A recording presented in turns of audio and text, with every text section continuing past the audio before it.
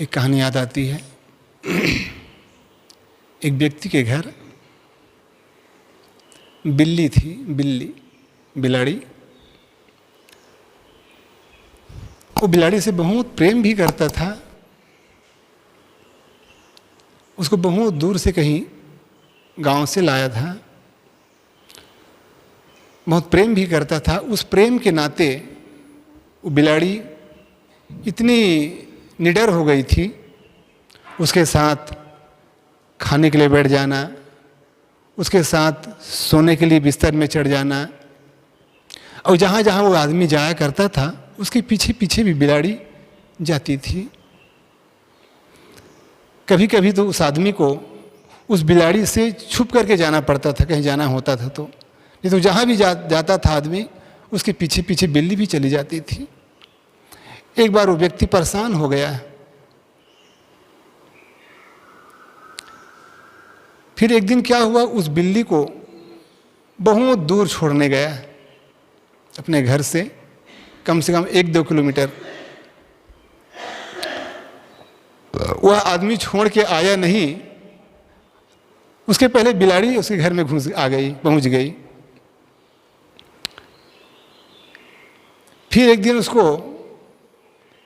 मन में आया कि इसको अब कोई ऐसी जगह छोड़ दूं जिसे आ ना पाए। उसके गांव से लगभग 5 किलोमीटर दूर में एक स्टेशन था, रेलवे स्टेशन। वहाँ पर एक डिब्बा या बोरा में पकड़ करके उस बिल्ली को स्टेशन के पास छोड़ दिया। तब भी बिलाड़ी घर में वापस आ गई। फिर व्यक्ति उससे परेशान हो गया, एक बार छोड़ा, 2 बार छोड़ा, फिर भी बिल्ली वापस आ जाती थी। एक बार ऊब करके जोश में आकर के उस बिल्ली को पकड़ करके एक जंगल में ले गया, गांव से कम 10-15 किलोमीटर दूर। अभी जंगल से नहीं आ पाएगी।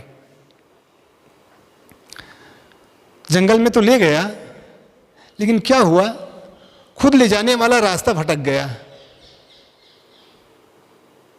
वो जो भाई था, वो जो इंसान था, जो बिल्ली को छोड़ने के लिए जंगल में गया और खुद रास्ता भटक गया। उसको बड़ा आश्चर्य, अब क्या करूं मैं, कहाँ जाऊं, किधर जाऊं, मेरा घर का रास्ता किधर है, गांव का रास्ता किधर है, उसको सूझा नहीं।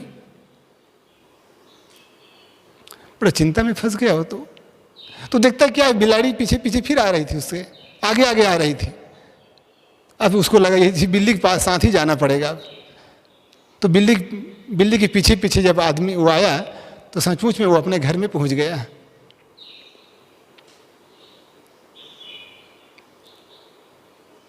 तब लगा कि वास्तव में बिल्ली की जरूरत है।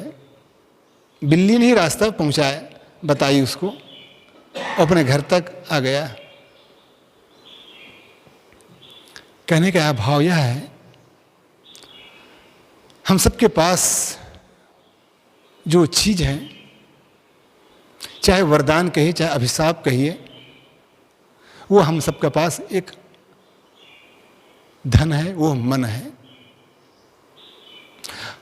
हम मन से परेशान रहते हैं, इसलिए कहा जाता है आदमी अभाव से दुखी नहीं है, स्वभाव से दुखी है। और स्वभाव से दुखी तब पता चलता है जब हम अपने स्वभाव को समझते हैं। आदमी को अपना दुख नहीं लगता है, क्योंकि उसी दुख में उसको सुख की अनुभूति होती है, उसी उलझन में उसको सुख की अनुभूति होती है, आनंद की अनुभूति होती है, और उसी को बहुत बड़ा काम समझता है। दुनिया में आदमी हर को देखो कितना उलझा हुआ है, कितना परेशान है, फिर भी वही अच्छा लगता है, उसी में आनंद लगता है। इसीलिए आनंद समझ करके तो छोड़ नहीं पाता है, उसे बचने का प्रयास नहीं कर पाता है। गुरुदेव जी कहा करते हैं, यदि कोई बढ़िया से बढ़िया लड्डू बनाया हो और कह दिया जाए लड्डू तो बढ़िया देसी घी से बना है, काजू बादाम मेवा भी बढ़िया पड़ा हुआ है, लेकिन थोड़ा सी जहर पड़ा हुआ है, तो आदमी कोई खाने को तैयार नहीं होगा। थोड़ा जहर पड़ा हुआ है, बाकी घी तो पर्याप्त है, मेवा भी पर्याप्त पड़ा हुआ है, लेकिन थोड़ा सा जहर है, कौन खाना चाहेगा। ठीक इसी प्रकार से ये हमारा मन है, ये मन न जाने क्या क्या कराए, कुछ बन ना पाए मेरे बनाए। ये मन बड़ा चंचल है, और इसी चंचल की वजह से हर आदमी परेशान रहता है। जो काम नहीं करना चाहिए वही करता है, जो पदार्थ नहीं खाना चाहिए वही खाता है, क्योंकि खा करके देख लिए हैं, अनेक बार खाए, अनेक बार भोगे, फिर भी वही भोग बड़ा आनंदमय लगता है। अनेक दृश्य देखे, अनेक रूप देखे, लेकिन रूप से आंखें थकती नहीं है। अनेक चीज खाए, आज तक खाते आए हैं, फिर भी आज तक पेट अघाया नहीं, भरा नहीं है। मन कब भरता है? जब ज्ञान मिलता है। इसलिए गोरखनाथ जी ने बहुत सुंदर कहा है, हबक न खाइबा ठबक न चलिबा धीरा धरिबा पाँव। हबक नहीं खाएंगे और ठबक ठबक नहीं चलेंगे, अर्थात ऐसा ना चलो जिसे इतना ना चलो, इतना ना दौड़ो कि थक जाओ, इतना ना खाओ कि छक जाओ, इतना ना बोलो कि फंस जाओ। आदमी बोल बोल के भी फंस जाता है, झूठ बोलने लग जाता है, अश्लील बोलने लग जाता है, और पता नहीं क्या क्या बोल लेता है। देख देख करके भी क्या क्या नहीं देख लेता है, सुन सुन करके क्या क्या नहीं सुन लेता है। ये मन भी हमारा दोस्त भी है और मन हमारा दुश्मन भी है। इसलिए वो बिल्ली को छोड़ने के लिए तो गया, लेकिन खुद भटक गया। वही बिल्ली ने उसको रास्ता दिखाई, उसको घर तक पहुंचाई। कुंभे बांधा जल रहे, जल बिन कुंभ न होए, ज्ञाने बांधा मर रहे, मन बिनु ज्ञान न होए। जिस प्रकार से घड़ा को बनाने में जल का संयोग चाहिए, बिना पानी के, बिना जल के घड़ा तैयार नहीं होता है। लेकिन जब वही घड़ा पक जाता है, तब उस पानी को घेर करके रखता है, बांध करके रखता है। ठीक उसी प्रकार से हमारा मन भी बिना ज्ञान के मन नहीं ठहरता है, और बिना मन के ज्ञान भी नहीं होता है। हमारे मन में एक जिज्ञासा जगी, एक इच्छा हुई, सत्संग में जाना चाहिए, संतों की बात सुननी चाहिए। क्यों लगा? क्या जरूरत थी? क्या ज्ञान बिना सुने हमारा जीवन गुजर नहीं हो रहा है? क्या हमें खाने को नहीं मिलता है? क्या हमें पहनने को कपड़ा नहीं मिलता है? बिना संतों की संगत किए बिना मिलता है।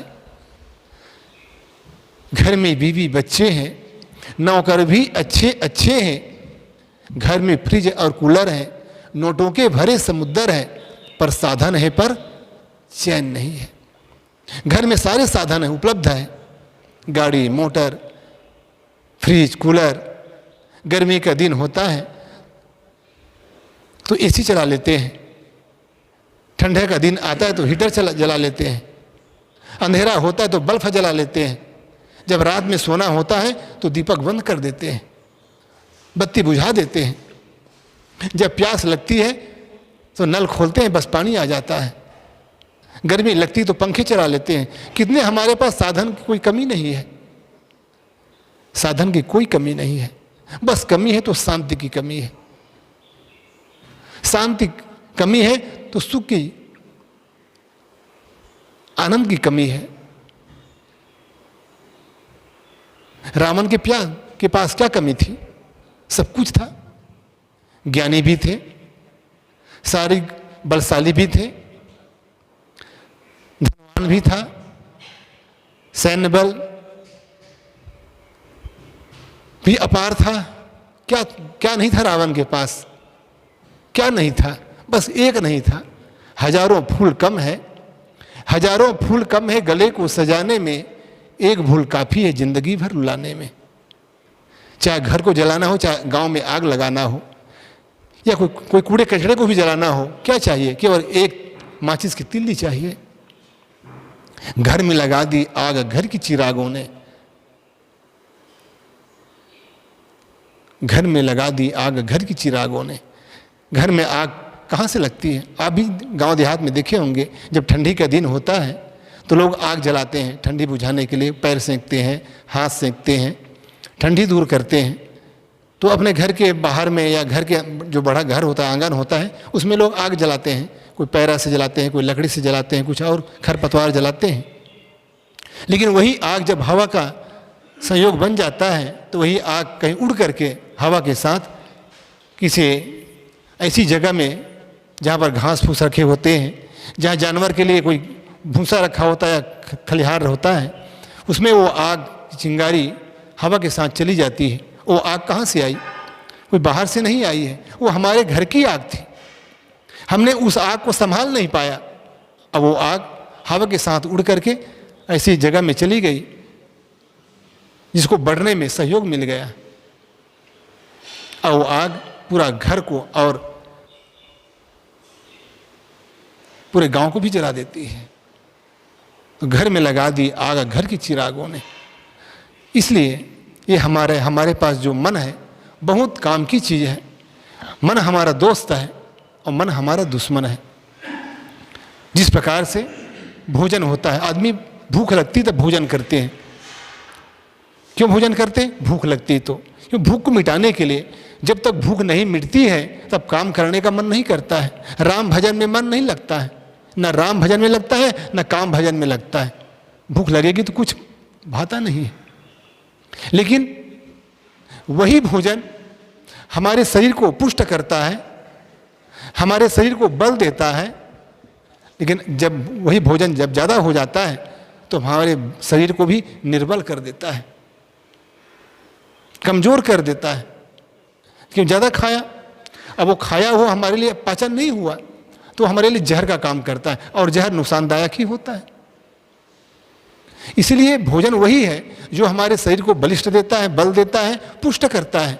लेकिन भोजन जब ज़्यादा हो जाता है, खाने में असावधानी हो जाती है, तो वही भोजन हमारे लिए जहर बन जाता है, हमारे लिए शत्रु का काम करता है। ठीक उसी प्रकार से मन तो सबके पास है। कबीर मन तो एक है, भावे तहाँ लगाओ। सबके पास मन एक है, लेकिन इस मन को हम कहाँ लगाते हैं? इस मन के परिणाम को हम समझ पाते हैं तब ना, कि मन हमारा कहाँ ले जाता है, क्या क्या कराता है। इसलिए जीवन भी सबके पास एक है, मन भी सबके पास एक है, समय भी सबके पास एक समान है। किसी के पास 24 घंटा, किसी के पास 22 घंटा है, किसी के पास 26 घंटा है, ऐसी बात नहीं। सबके पास 24 घंटा है। चाहे वो राजा हो, चाहे प्रजा हो, चाहे वो नौकर हो, चाहे सेठ हो, मालिक हो, सबके पास 24 घंटा है। और सबके पास मन है, सबके पास जीवन है, सबके पास धन है। लेकिन बस आदमी उसका सदुपयोग और दुरुपयोग करना जान जाता है तो वही आदमी के लिए वरदान बन जाता है, वरना तो अभिशाप ही है। इसलिए कहा जाता है जीवन संवर गया तो समझो वरदान है, और जीवन उलझ गया तो समझो अभिशाप है। इसलिए हम सब पास मन है। यदि मन सुलझ जाता है तो जीवन सुलझ गया, मन उलझ गया तो जिंदगी बिखर गया, परिवार बिखर गया। परिवार का बिखराव, समाज का बिखराव क्यों होता है? मन के उलझन के कारण, मन को ना समझने के कारण। हर आदमी अपने मन को समझ जाए तो बस न परिवार में बिखराव होगा, न समाज में बिखराव होगा, न भाई भाई में, न देरान जेठान में बिखराव होगा। बिखराव का यही कारण है, मन उलझा हुआ है, मन में कुछ चाहनाएं हैं, मन में कुछ कामनाएं हैं। इसलिए मन को सुलझाना है तो केवल 2 रास्ते हैं, 3 रास्ते हैं। एक तो अच्छा सद्ग्रंथ, अच्छे संत और सत्संग। तीसरा कोई रास्ता नहीं है। दुनिया में जाकर के देख लीजिए कितने लोग उलझे हुए हैं। कहीं मंदिर में दौड़ रहे हैं, कहीं कोई तीर्थ व्रत में दौड़ रहे हैं, कहीं पेड़ पौधों में माथा पटक रहे हैं, मिलता है कुछ? कुछ नहीं मिलता है। इसलिए एक धाम मिला गुरु की दाया, दुनिया में ऐसा धाम नहीं जहाँ सर्व दुखों का अंत हुआ, इससे बढ़कर आराम नहीं। कोई मानत ईश्वर राम खुदा, ढूंढत साधन कर जुदा जुदा, नहीं जानत कोई सत्संग बिना, निज से बढ़कर कोई राम नहीं। अपने से बढ़कर कोई बाहर परमात्मा मिलता भी नहीं है भी नहीं तो मिलेगा कैसे? जिस प्रकार से सुख कहीं बाहर नहीं मिलता है, उसी प्रकार से परमात्मा ईश्वर खुदा गाड बाहर मिलने वाला भी नहीं है।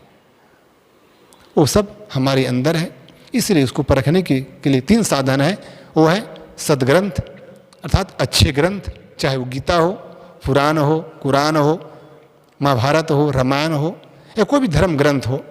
सदग्रंथ, सत्संग और संत, जब 3 मिल जाते हैं तो सचमुच में हमारा जीवन का चांद हो जाता है। जिस प्रकार से कहा जाता है सोना में सुहागा मिल जाने पर सोने का दाम और बढ़ जाता है, ठीक उसी प्रकार से जब आदमी को सत्संग मिल जाता है, एक सदग्रंथ मिल जाता है, अच्छे संत मिल जाते हैं, उनका जीवन सफल बन जाता है, सार्थक बन जाता है। इसलिए हम सबको इस ओर आगे बढ़ना चाहिए और समय, शक्ति और जीवन को समझना चाहिए। बोलो सद्गुरु देव की जय।